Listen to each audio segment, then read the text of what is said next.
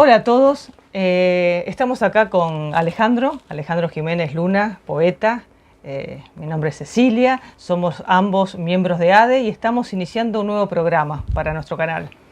Un programa que hemos dado en llamar Verso a Verso. Como se imaginarán, es un programa de poesías. Un programa donde queremos compartir con ustedes poetas y sobre todo poesía. Y sobre todo animarlos a leer poesía y a pensar en forma poética. Y en este primer capítulo, digamos, de este programa, el que ha elegido a nuestra poeta es Alejandro. Así que decinos, a quién elegiste y por qué la elegiste. Bien, ¿qué tal a todos? Para esta ocasión, para empezar con este programa, decidí que arranquemos con Olga Orozco. Olga Orozco fue una poeta argentina, una de las más importantes del país. Nace en 1920 en La Pampa, en Toay, el 17 de marzo, y nos deja en el año 1999, un 15 de agosto. Es una poeta muy importante por varias cuestiones. Forma parte de lo que se conoció como la generación del 40. Fue amiga de Oliverio Girondo, Pizarnik, Cortázar. En el último congreso de lengua y literatura de la asociación, Hugo Mujica nos contó también que era amigo de ella. Conoció también a Baldomero Fernández Moreno, a varios poetas. Recibió varios premios a nivel municipal, provincial, nacional, y viajó por todo el mundo para leer y asistir a congresos de poesía. Así que fue muy importante y tiene una obra vastísima. Son unos poemas muy buenos. Nosotros tenemos en esta oportunidad, con alguna ayuda de la edición, lo vamos a mostrar, un libro de poesía completa por la editorial, si no me equivoco, es Adriana Hidalgo, editora. La mía es de hace poquitos años, esa creo que es un poquito más antigua, la mía es una cuarta edición, pero es el mismo libro. Así que me parece bueno que empecemos con ella. Y ¿tenés algo para presentar, para leer? No sé si... Mira, cuando me dijiste que íbamos a leer algo Orozco, lo que a mí se me ocurría era comenzar con alguno de sus poemas que refieren justamente a su poética. Sí. Todo poeta tiene poemas que hablan de la misma poesía y de alguna manera lo que nos muestran es su pensar hacia la misma poesía, ¿no? Así que elegí uno que se llama Densos velos te cubren poesía. Bien, escuchámoslo. No es en este volcán que hay debajo de mi lengua falaz donde te busco, ni en esta espuma azul que hierve y cristaliza en mi cabeza, sino en esas regiones que cambian de lugar cuando se nombran, como el secreto yo, las indescifrables colonias del otro mundo. Noches y días con los ojos abiertos bajo el insoportable parpadeo del sol, atisbando en el cielo una señal, la sombra de un eclipse fulgurante sobre el rostro del tiempo, una fisura blanca como un tajo de Dios en la muralla del planeta, algo con que alumbrar las sílabas dispersas de un código perdido, para poder leer en estas piedras mi costado invisible. Pero ningún pentecostés de alas ardientes desciende sobre mí. Variaciones del humo, retazos de tinieblas con máscara de plomo, meteoros ignominados que me sustraen la visión entre un batir de puertas. Noches y días fortificadas en la clausura de esta piel, escarbando en la sangre como un topo, removiendo en los huesos las fundaciones y las lápidas, en busca de un indicio como un talismán que me revierta la división y la caída. ¿Dónde fue sepultada la semilla de mi pequeño verbo aún sin formular?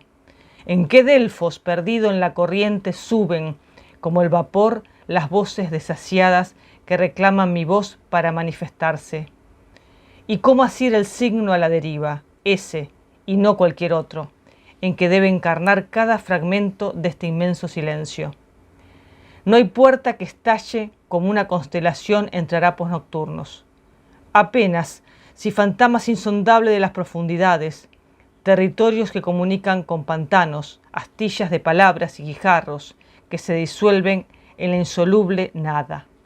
Sin embargo, ahora mismo, o alguna vez, no sé, quién sabe, puede ser, a través de las dobles espesuras que cierran la salida, o acaso, suspendida por un error de siglos en la red del instante, creí verte surgir como una isla, quizás como una barca entre las nubes o un castillo en el que alguien canta, o una gruta que avanza temerosa con todos los sobrenaturales fuegos encendidos.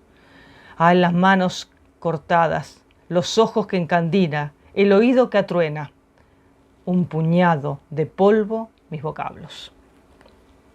Excelente. Bueno, este poema, que me parece bellísimo, sin duda, y claramente lo dice del título, ¿no? Habla de la poesía. Y en ese hablar de la poesía encontramos el tú del poema, es hacia quién le habla, ¿no? Dice, te busco, ¿no? No es en este volcán que hay debajo de mi lengua falaz donde te busco. Y evidentemente la poeta está buscando acá la poesía. Y parece no buscarla en sí misma, ¿no? No dentro de su lengua, sí, no dentro de su cabeza, sino afuera. Yo leí acá que lo que hace este poema es mostrar la poesía como algo que el poeta busca no en sí, sino en lo que se revela, ¿no? Lo busca en las regiones que cambian de lugar cuando se nombra, en las indescifrables colonias de otro mundo. Y es un buscar casi agónico, ¿no? Porque fíjate que dice noche y día con los ojos abiertos, atisbando en el cielo una señal, o sea, esa búsqueda intensa, ¿no? Es como ir tanteando en todas partes dónde está. Casi sin saber a dónde ya más buscar, sabiendo que no está en ella la poesía, ¿no? Sí. Buscando algo con que alumbrar las sílabas dispersas de un código perdido, dice, para poder leer en esas piedras mi costado invisible. Busca ese poema para leerse de alguna manera. Uh-huh. Y empieza, ¿no?, en un quiebre donde está este pero ningún pentecostés de alas ardientes desciende sobre mí. No hay inspiración. Exacto. Parece un momento de desierto para el poeta, ¿no? De silencio, si se quiere. No hay ningún pentecostés, ninguna inspiración que le llegue. Variaciones del humo, retazo de tinieblas con máscara de plomo, meteoros innominados que me susurran la visión entre un batir de puertas. Es algo inmaterial, es algo que no lo puede terminar de asir, es algo que no termina de llegarle, es humo, ¿no? Noche y día fortificada en la clausura de esta piel, está en sí misma, pero la poesía no está en ella, está en otro lado, sí, y la sigue buscando. Y pregunta, ¿no?, más adelante, ¿dónde fue sepultada la semilla de mi pequeño verbo aún sin formular? ¿Dónde está el origen de su palabra, el origen de su poesía? Aún sin formular. Aún sin formular. ¿En qué delfos perdidos en la corriente suben como el vapor las voces desasidas que reclaman mi voz para manifestarse? Bueno, ahí la relación, ¿no?, con lo griego, la pitonisa, Delfos, los vapores para entrar en el éxtasis, ¿no?, para la visión. La búsqueda de esa inspiración, claramente. Y esta idea de prestarle la voz, ¿no? Voces que no tienen voz y que ella busca para poder manifestar.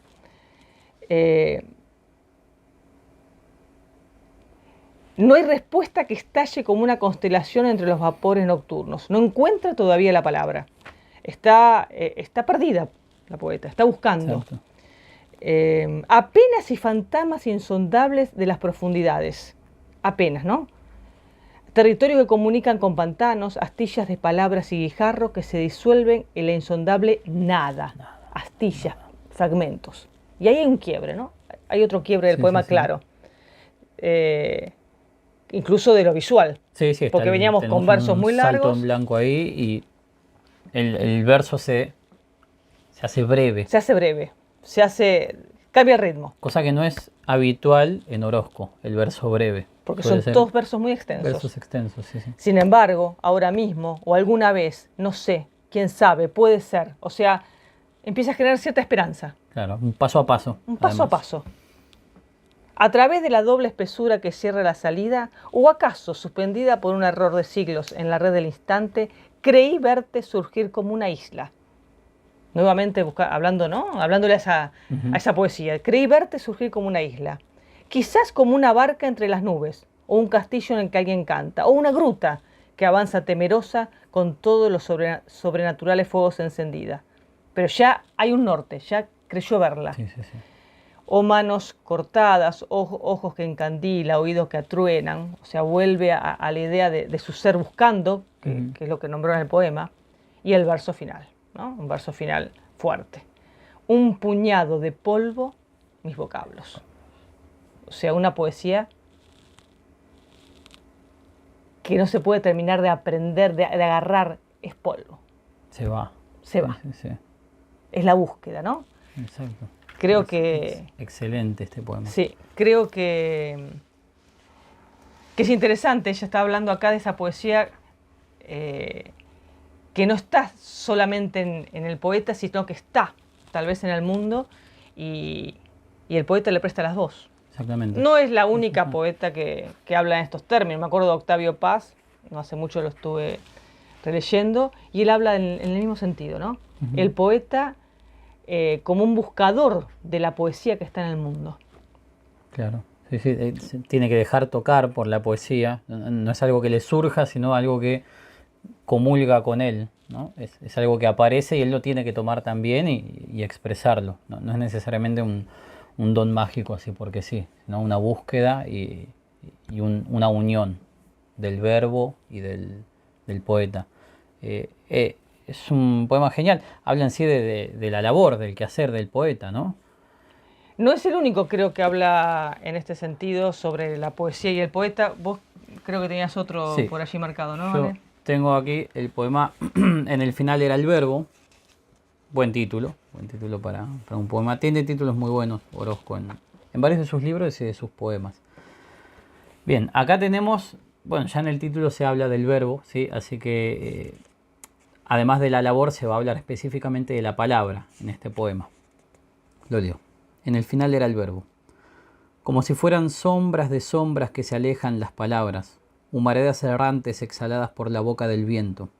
Así se me dispersan, se me pierden de vista contra las puertas del silencio. Son menos que las últimas borras de un color, que un suspiro en la hierba. Fantasmas que ni siquiera se asemejan al reflejo que fueron. Entonces, no habrá nada que se mantenga en su lugar, nada que se confunda con su nombre desde la piel hasta los huesos. Y yo que me cobijaba en las palabras como en los pliegues de la revelación, o que fundaba mundos de visiones sin fondo para sustituir los jardines del Edén sobre las piedras del vocablo. ¿Y no he intentado acaso pronunciar hacia atrás todos los alfabetos de la muerte? ¿No era ese tu triunfo en las tinieblas, poesía? Cada palabra imagen de otra luz, a semejanza de otro abismo, cada una con su cortejo de constelaciones, con su nido de víboras, pero dispuesta a tejer y a destejer desde su propio costado el universo, y a prescindir de mí hasta el último nudo. Extensiones sin límites, plegadas bajo el signo de un ala, urdimbres como andrajos para dejar pasar el soplo alucinante de los dioses, reversos donde el misterio se desnuda, donde arroja uno a uno los sucesivos velos, los sucesivos nombres, sin alcanzar jamás el corazón cerrado de la rosa.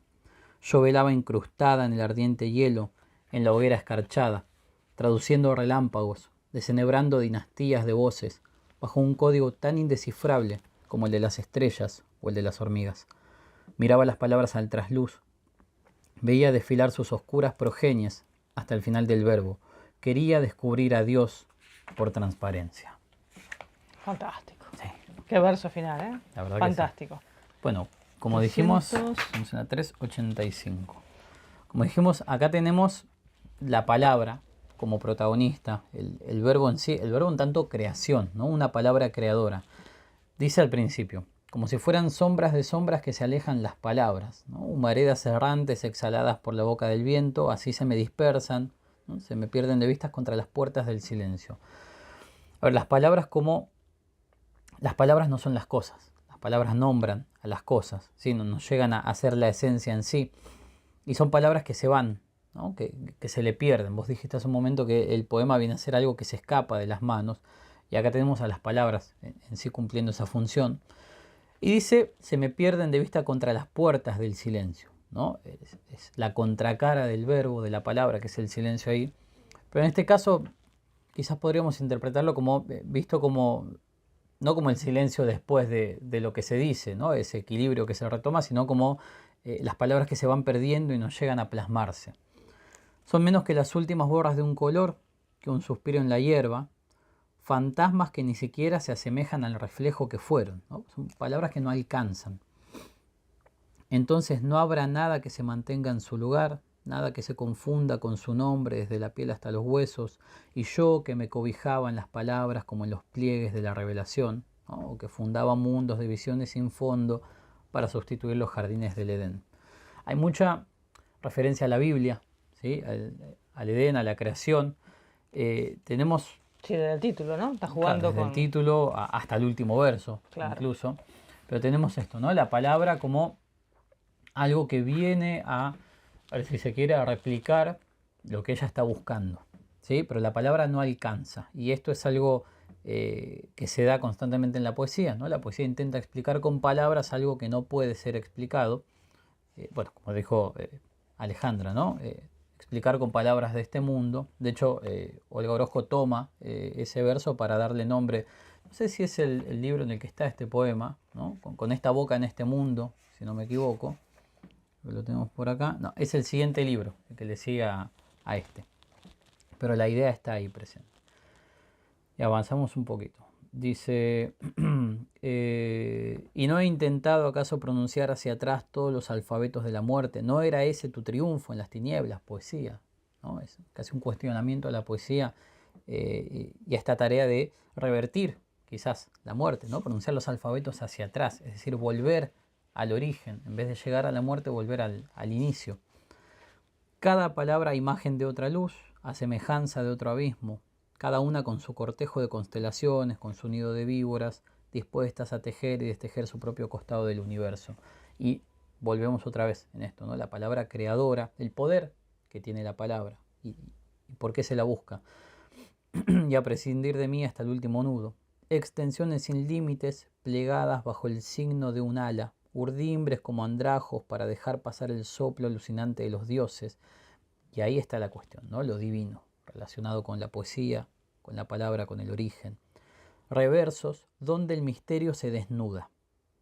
Y esto varios filósofos y poetas lo tocan, ¿no? La relación entre el misterio y la poesía, lo que no puede ser visto, lo que no puede ser revelado. De hecho, en un momento ella habla de las revelaciones, acá también, donde arroja uno a uno los sucesivos velos, los sucesivos nombres, ¿no? El velo lo que cubre, lo que tapa la verdad, y los muchos nombres, ¿no? De las cosas, sin alcanzar jamás el corazón cerrado de la rosa. Es decir, la palabra da muchos nombres. La esencia no llega. La esencia, no se llega a la esencia, exactamente.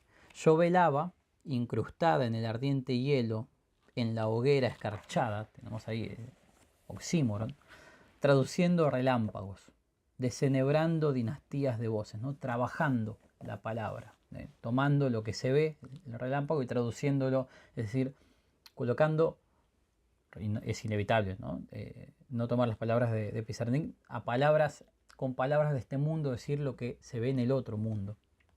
El otro mundo no en tanto más allá, sino en lo que está más elevado, lo trascendente, si se quiere. Bajo un código tan indescifrable como el de las estrellas o el de las hormigas.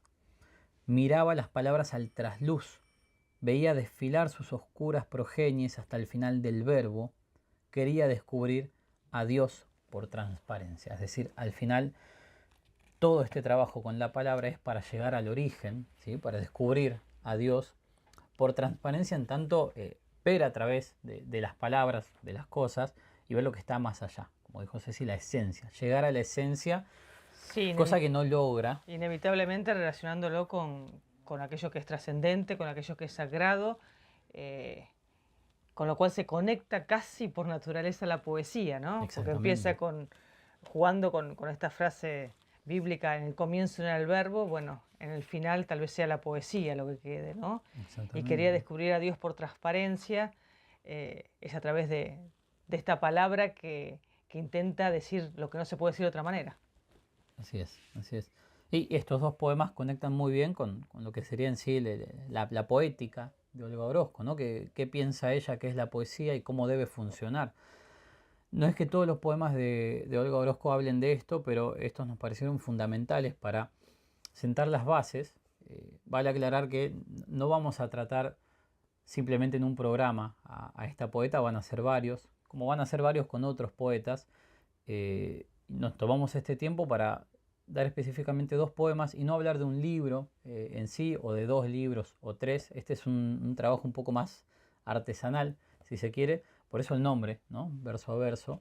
Y la idea es establecer de entrada con quién vamos a trabajar y después ir descubriendo quizás otras facetas, otros temas y otros tipos de poemas en la misma autora, y así con otros.